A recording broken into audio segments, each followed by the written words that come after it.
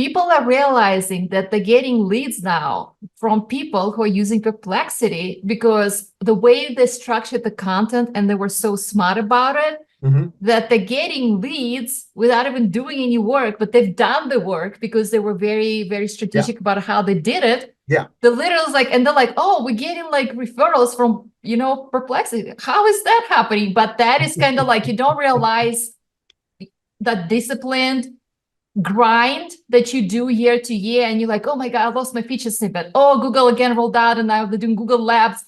There are other venues that are coming in, ChatGPT. They will bring in those results, and people's like, oh, what is that name? And people starting to realize that all that work they've done was not for naught. All that machine learning is getting fed, as long as it's like well structured and something that brings you up to the top. You're going to get those referrals without even realizing, because you've done the work. You are listening to Power Marketing with Kevin Lee. Kevin and his agency Did It have helped thousands of businesses win through superior marketing, as have his books, articles, speaking engagements, and the E-Marketing Association Power Marketing podcasts. Here's Kevin. I'm super excited to be chatting with Irina Jordan today, who is the head of demand gen for Chowly. So she also is super active in a bunch of industry associations and affiliated with a bunch of other organizations. And Irina, I'll let you mention what other things you do to sort of keep up on best practices in demand gen and marketing, if you want to self-introduce. Yes, absolutely. Thank you, Kevin. And it's so much fun to be on this particular podcast. And again, one of the examples of networking and being affiliated with a number of professional organizations, you form connections like this. Kevin and I met through one of those affiliations. My main role is the head of demand gen at Chowly, and think of it as restaurant tech, integrations, online ordering, smart pricing, which got some interesting kind of coverage in press as of late, thanks to Wendy's, and then data analytics and marketing services. It's a very exciting space. Again, restaurants, everybody likes to eat. There is a lot of tech in there. In terms of the things that I also very, very passionate about is Pavilion. I've been an executive member there for going on 2 years now, and it's highly recommend Google Pavilion, Google Sam Jacobs. It's unbelievable value and a lot of networking, as well as GTM Fund. Again, Scott Baca and Max and Sophie and Paul. Unbelievable things happening there. So excited to be a member there. And Women in Revenue, demand gen, revenue. You have to be hustling and know what is happening right there. Also CMO Coffee Talk, Matt Hines and Lightney, they're incredible. And then on my side hustle that I've been doing now going on 12 years, I actually founded the online marketplace for handmade cremation urns made by US artists. It's a very niche space. It's e-commerce based directly to consumers. It's no brick and mortar, no funeral homes. Directly, you place your order and you get a very beautiful high-end urn that's one of a kind. And that helps me to really stay connected to the consumer sentiment, to just best practices in the e-commerce space. And that helps you to be a well-rounded marketing professional. For sure. Yeah, no, it's funny that you mentioned restaurants. And my first, I guess it probably was my first real startup was when I was an undergraduate at Stony Brook University. And there was no tech at the time. We're talking a long, long time ago. It must be at this point probably close to 33, 34. I have to look it up and figure it out. It's a long, long time ago. But you couldn't get Chinese food delivery at the time, right? So I actually went to the closest Chinese restaurant and I said, why don't I run the entire delivery ops and promotional and marketing ops for you? And I also layered in 2 other restaurants in the same plaza, a pizzeria that wasn't doing delivery terrific. and a deli. And I created something called Deliveries Unlimited, right? You would call one phone number, my team would answer the phone, and then they would pull together the stuff from the different, this is completely zero tech. Like they would pull together everything for the multiple restaurants, and we would get the average order size really high because people would sometimes from a suite of people, because of the way the residence halls were at Stony Brook, sometimes you'd get orders well over $100. But that was really where I learned my chops from the promotional and flex pricing perspective, right? Because I wanted to get AOV high. So we had Yes. these deals where if the order value was over $30, you would get a free soda, right? A 2-liter soda, which we would just go out and Yes. buy. Those 2 liters have been 99 cents since I was like 22 years old. So it was like super easy for us to like eat the extra 99 cents to get the AOV high, because then you would have this weird momentum, like where once people went out and asked everybody on their hall to kick in to buy, they would blow right past the $30, right? And then once you got it past the 30, you'd end up like $48, whatever. Mm-hmm. The delivery more efficient, increased AOV, et cetera. So I'm super excited about chatting with you because I haven't had to think about that, right, Yeah. for over 30 years. But it was like so much fun because we would also, like, if it was a little slow, we would send the drivers out with promotional menus, right? And Mm-hmm. on their way back to their cars, they would slip them under doors, and you would immediately get a pop, right? In Yes. in demand. And so totally non-digital, but it was a lot of fun. So I'd love to hear, the idea of understanding response elasticity to pricing, and understanding the other thing that we would do is we would take the slower periods of the day, right, and do yield optimization for the chefs, right, to make sure that they were busy during the periods where the walk-in traffic was slow. So I'd love to hear how Chowly and the restaurant industry at large is dealing with that and taking advantage of those kinds of things which you can do digitally. And as you duly noted, a lot of people start out their first jobs in the restaurant space because that it's such labor intensive. There is not much you can outsource in restaurant. It's Yeah. all very tangible. So a lot of teenagers, that's their rite of passage.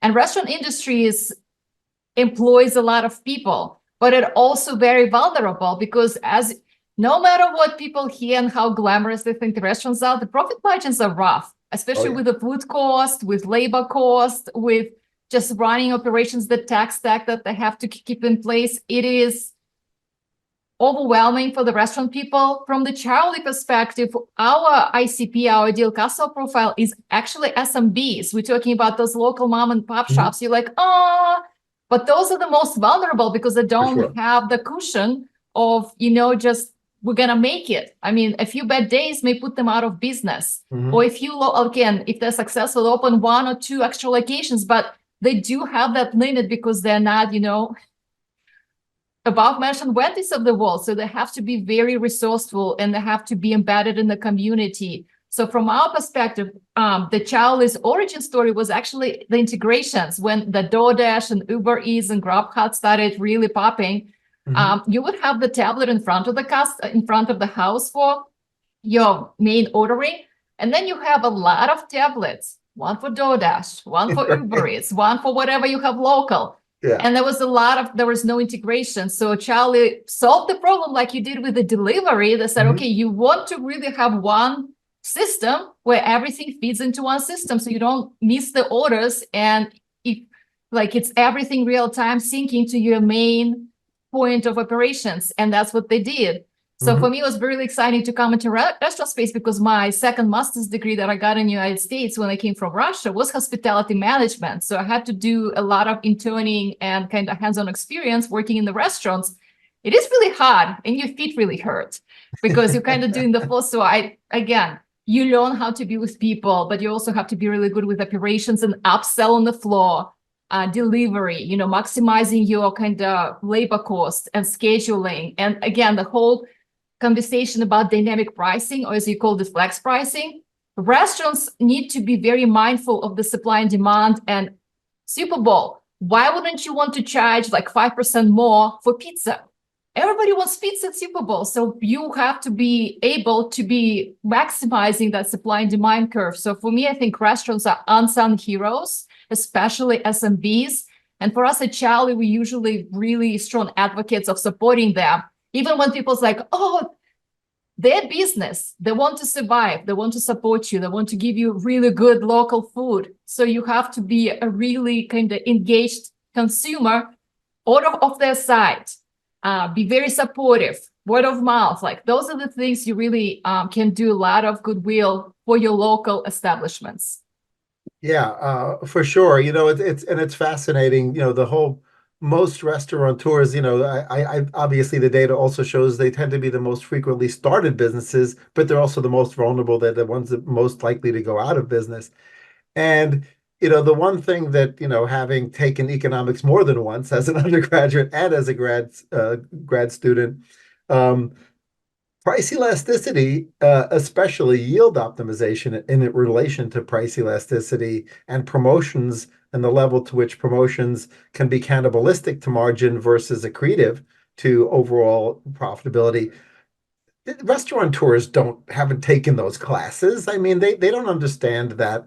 And so I think it is really important for platforms to sort of almost educate while they deliver that value, right? While they deliver the value of utilizing slow periods in the kitchen, right? To make sure that your throughput is higher overall, even if your marginal, profitability on the off hours is a little bit lower, your overall profit margin goes up, sometimes pretty dramatically.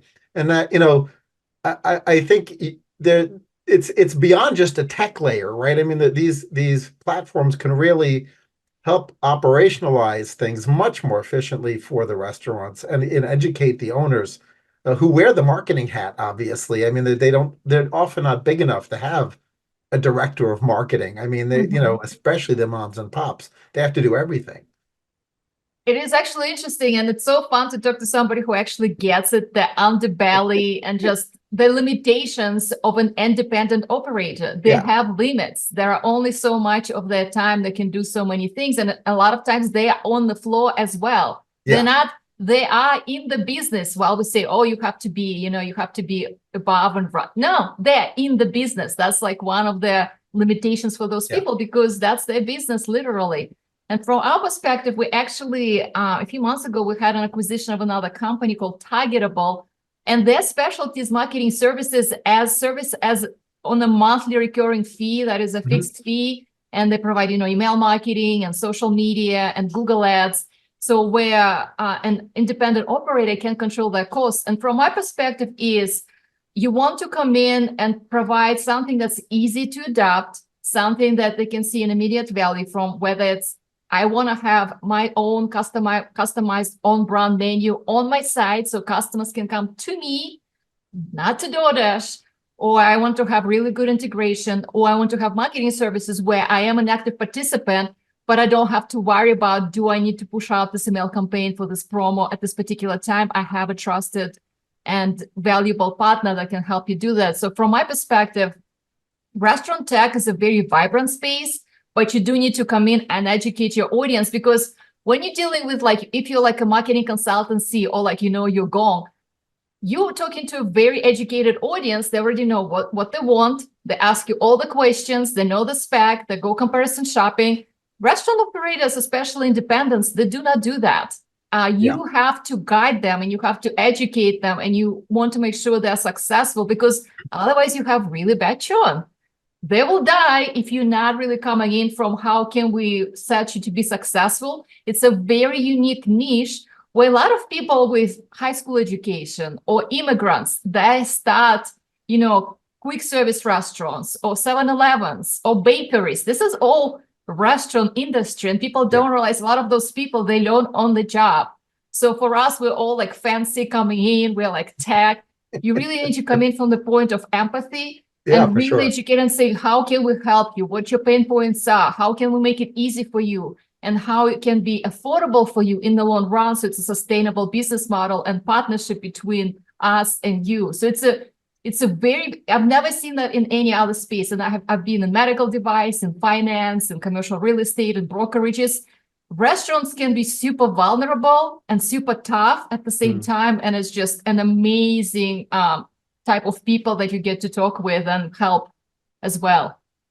For sure, yeah, the work ethic in the restaurant industry is just incredible, and there are a lot of immigrant-run restaurants, both within their genre of food, but even without, outside their Mm-hmm. genre of food. The other fascinating thing that one thinks about is uh, within the neighborhood restaurants, up until tech showed up, right? The CRM was the owner actually remembering you and what Yep. your order was. Like you could walk Yes. in, and for the regulars, they would know what you wanted, right? And the, the transition that a lot of the restaurants had to go through as a result of the pandemic.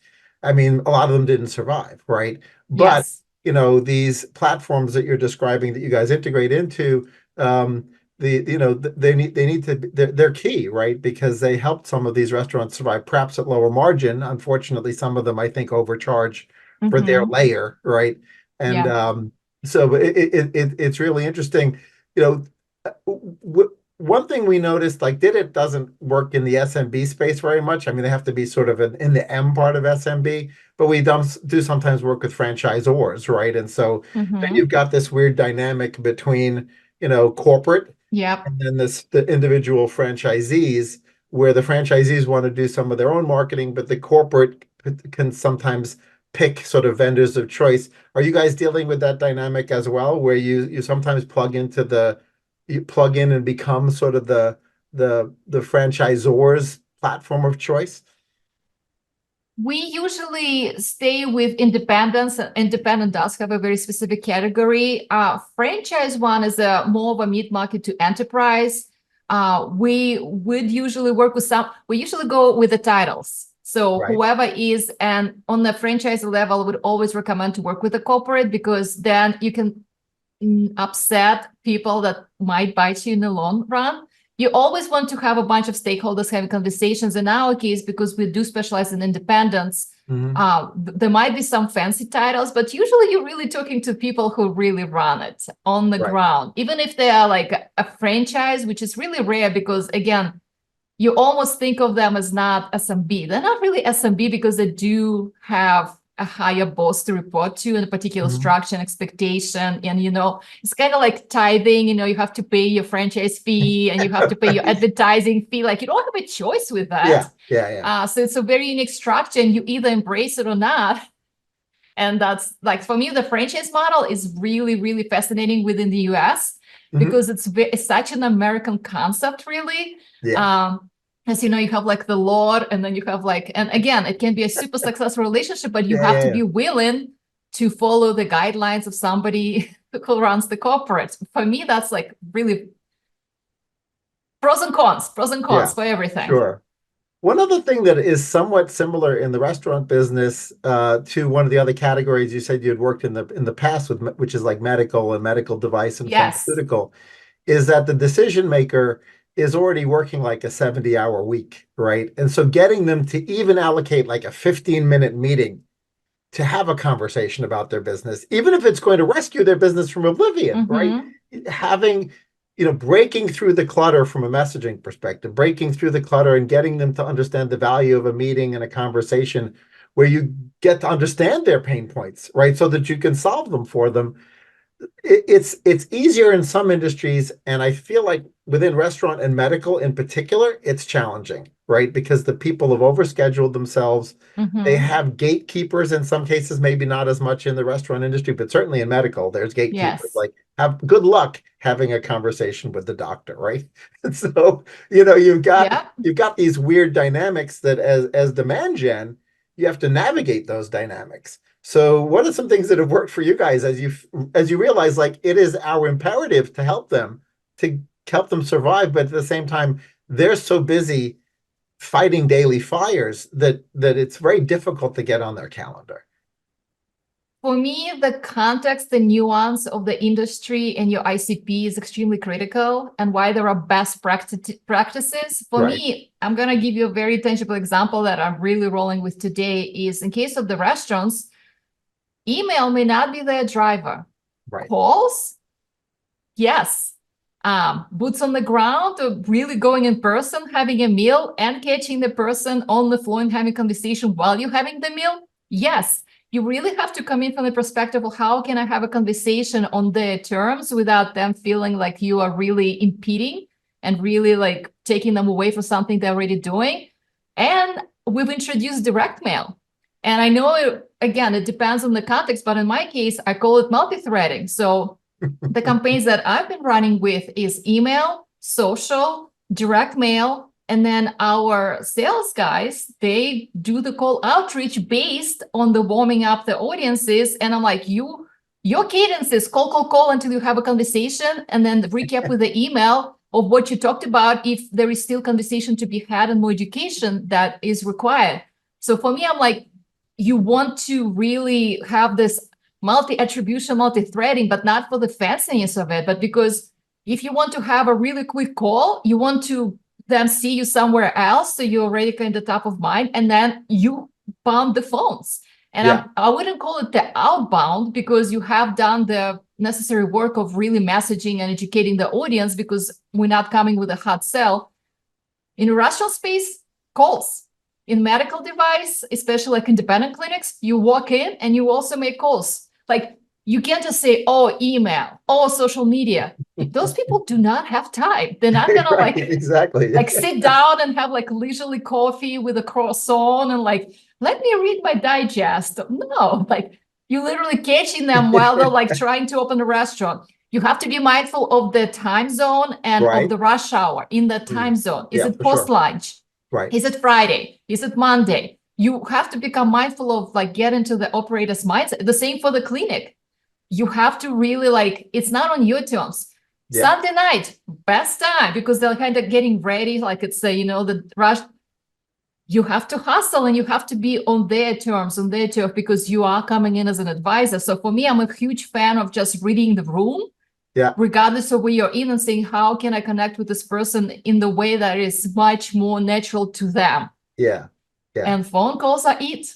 Yeah, that's fascinating. And I love that you mentioned direct mail, because I Yes. inadvertently got into the direct mail business. My former business partner pushed us into the business. And then I invented a system which ended up taking off and is now has direct mail as our biggest growing category, oddly enough. Mhm. Right? We put custom QR codes on every piece of mail. Yes, And when the exactly. person Digital scans it, breadcrumbs. yeah, when the person scans it, not only does it ping the CRM and tell the CRM that this is a Glengarry lead for the sales team, but it pre-fills out the landing page so that all the person needs to do is verify the information, Wow. hit complete.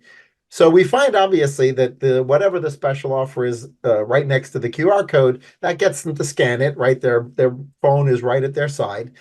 And then it does in fact ping the CRM, depending on which CRM the marketing organization wants to use.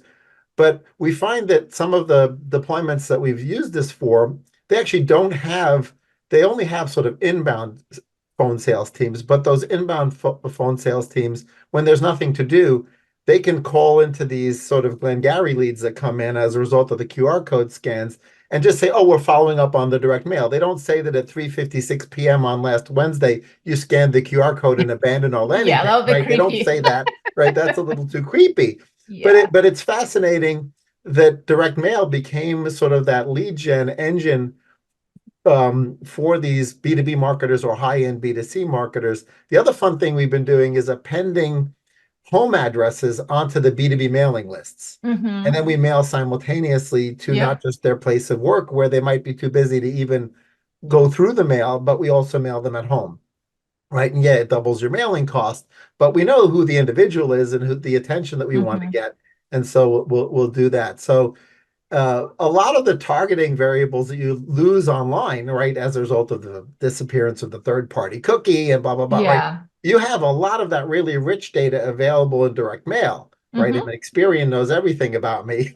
Yes. In the B2B world, like some of these ABM platforms can plug in and tell you a whole lot about that organization from the SIC code perspective, from the size of organization, number of employees, et cetera. Yep. So I'd love to hear how you're integrating your ABM sort of offline, online, feet on the street. Like, how are you deciding when does a prospect rise to the level where they get that extra next level of attention, a call or an in-person visit?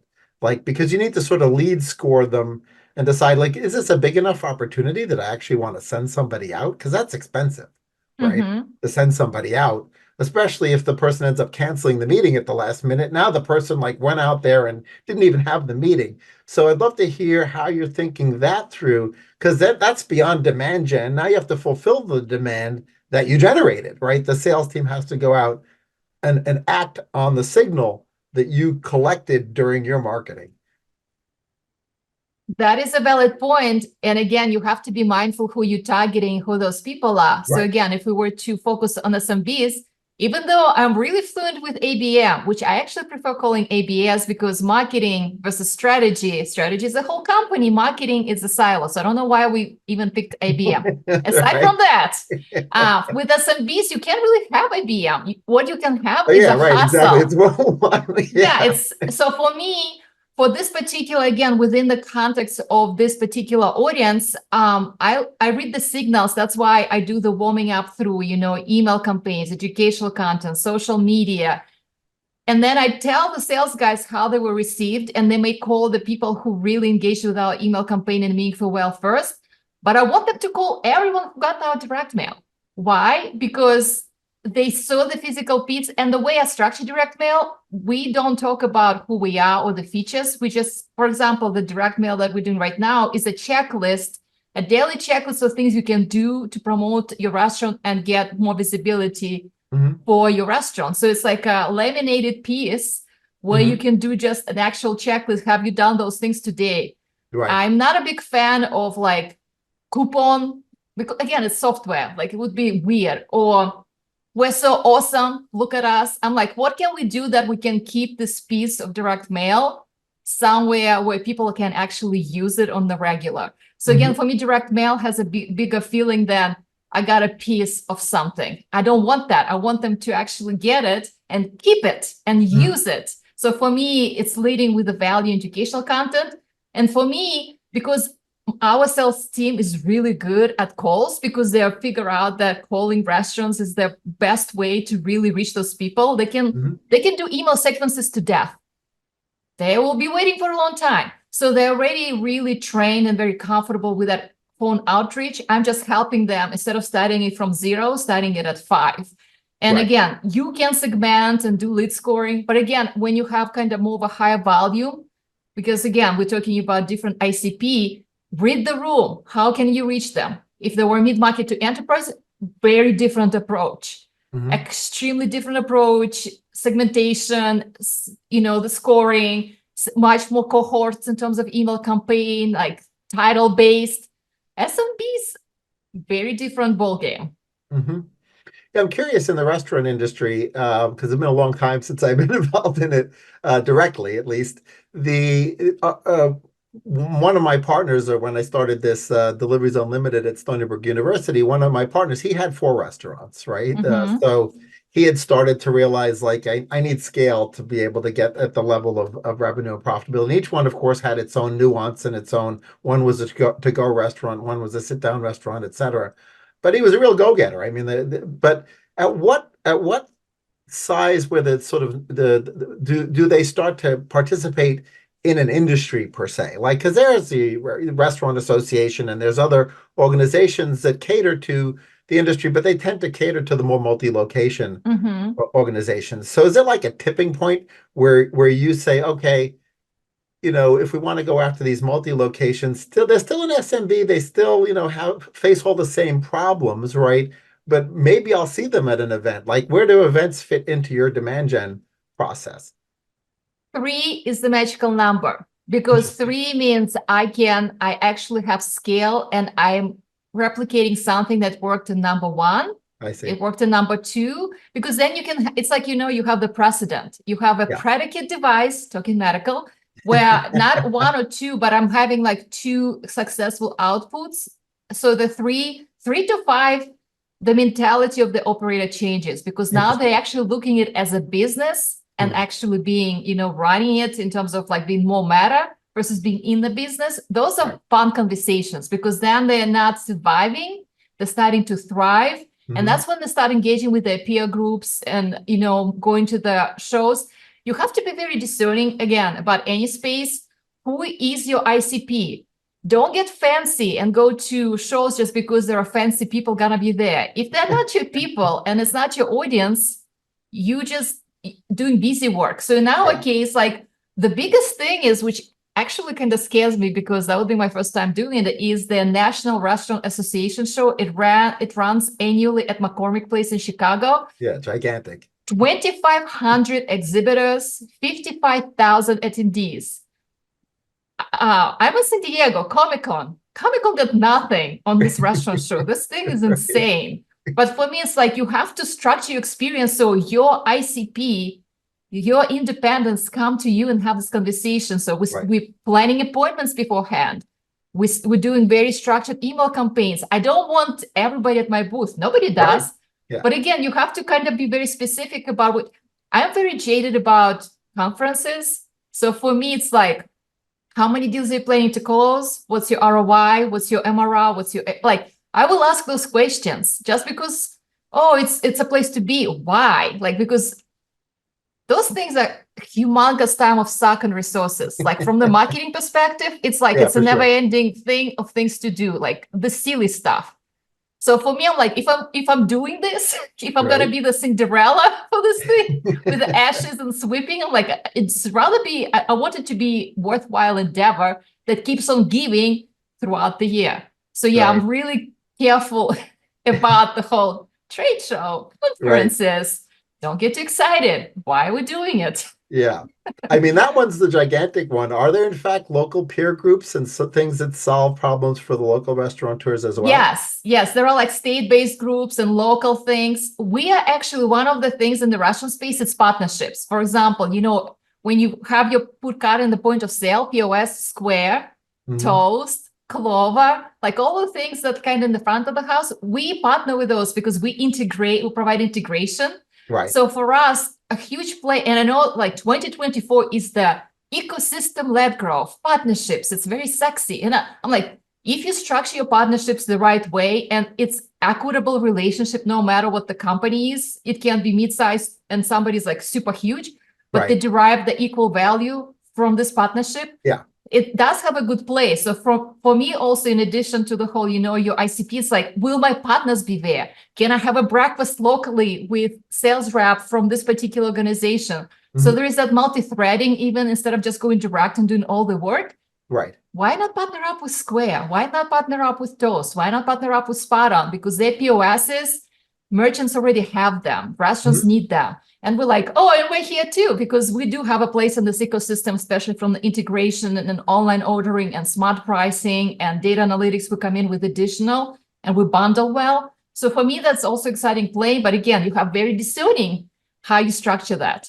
Yeah, that you make a great point. What's really interesting this year that I've noticed, because so many of our clients on the earned media and SEO side are sort of saying, how do we future-proof against AI chatbots? How do we really try to dominate the search engine results page in the meantime? And one of the things I've been recommending to a lot of them is, listen, if you do have strategic partnerships, those are content co-creation opportunities in addition to conferences and shows and interviews and you know, testimonials. All those things are content creation, right?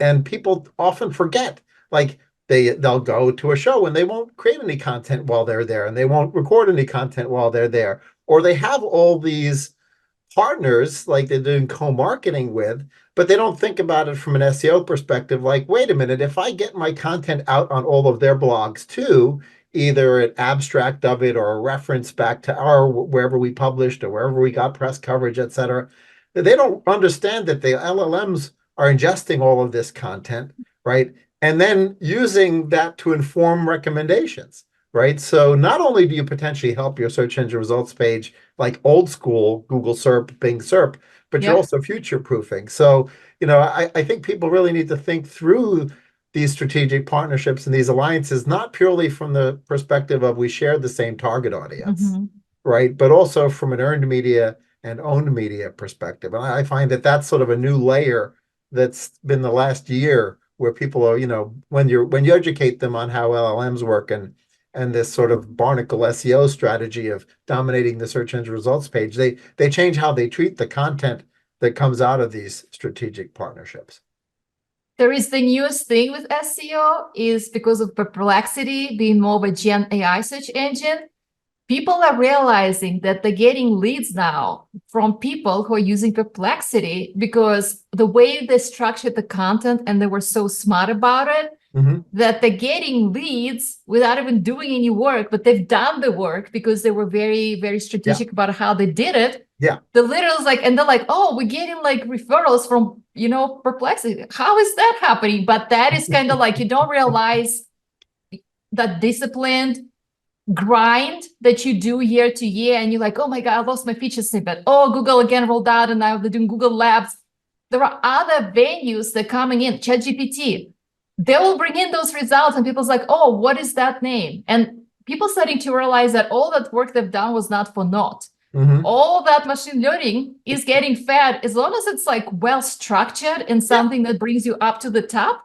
You're going to get those referrals without even realizing because you've done the work. Right. Well, of course, some folks haven't done the work, right? Yeah, And well. now they have to start the marathon, 10 minutes late. And when you're in a marathon and you start 10 minutes late, you have to run extra fast. You have to invest extra. So I find that a lot of folks had sort of, decided SEO wasn't sexy anymore. And so they stopped investing, or they thought like, oh, well, we rank reasonably well. We can sort of coast. I don't need to, I don't need an SEO agency. I don't need an SEO team. I don't need to have my PR team understand the implications of SEO, right? And now they're sort of having their wake up call a little bit late. And it still makes sense to invest, right? You may take another year or 2 years for you to see the benefit of the investments you make now. And I think you can see the ROI now of the investment you made a year or two ago, right? Yep. For the people who didn't make those investments, they have to go to their CFO and say, no, we have to invest now or we're dead in 2 years. When people say there are fundamentals, you can call them different names, P's of these and A's of, it doesn't matter. You have to really, first you have to own the brand narrative. So the content that you own, the content that's on the platform that's in your control, things that not just, feature driven. I mean, that's a classic. There is nothing brand new. And writing in a very specific tone of your brand. Yes, Gen AI, but again, you want to be a very discerning curator of how your brand is represented. It's funny because every time I come into the company, I trained the whole company on taking pictures. I'm like, are you meeting with the customer? Take a picture. Are you having a dinner? And it's like more of a kind of peer-driven discussion. Take a picture. And everybody's like, Irina, hashtag take picture. I just had the town hall and like Sterling, who's our CEO, is like, Irina, we're not taking picture yet, but we will. Like, because for me, I'm like, that is something that is unique to your brand. And then you look back at this repository of not Gen AI, not a photo stock, but that's the narrative, the human to human, H to H. Like, you can do really simple things. Hire a videographer, take good pictures. Like, you don't have to do anything fancy. A lot of things are really, really boring, but you just keep doing them. And at the end, you end up with things that are like popping because people can relate to you. Yeah, absolutely. Yeah, it's out that Giving Forward, my nonprofit, when we relaunched at Affiliate Summit, and we didn't have a booth because we got donated the booth space like a week and a half out.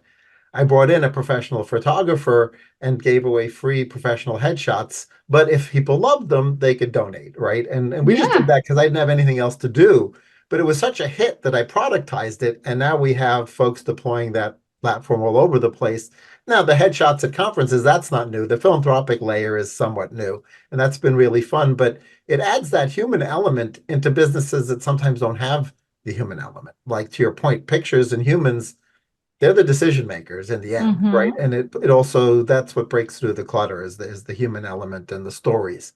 And to add to the human element, kind of circle back to the conferences, I'm a huge proponent, and that's why I'm a big fan of Pavilion, of curated 10 to 15 people who like look forward to meeting each other, dinners, get together, whatever that might be, because that's where the value is and where the depth is, especially post-pandemic. People really want that. Yes, they want conferences, but they really want to really get together, break bread, restaurant, and have a conversation with their peers, whether it's moderated or more free-flowing. GTM Fund is really good at this. Pavilion is really good. I'm going in like 10 days to a Pavilion dinner in San Diego with the people I'm really excited to have a conversation with.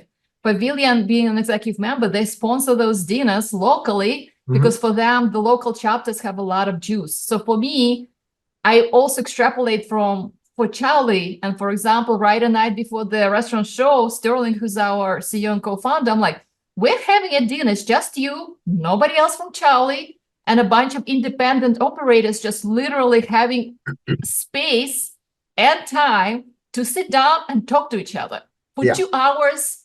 Like no sales, no like whatever feature, like them literally talking to each other, and you just making sure that they're having a good time in the conversation. Yeah. And I happen to bring a videographer, so I'm gonna document it all. And for me, that is where the value is, like For sure. really high curation, peer-to-peer, like the right people in the room. That's when things happen. Yeah, for B2B high value categories, absolutely, right? That's key. Well, we could probably go on for another few hours, but thanks so much, Irina, for sharing all your wisdom. There's a lot for folks to take back as to-do items if they're in the B2B category, because a lot of your best practices are applicable across B2B marketing. So thanks so much for joining me.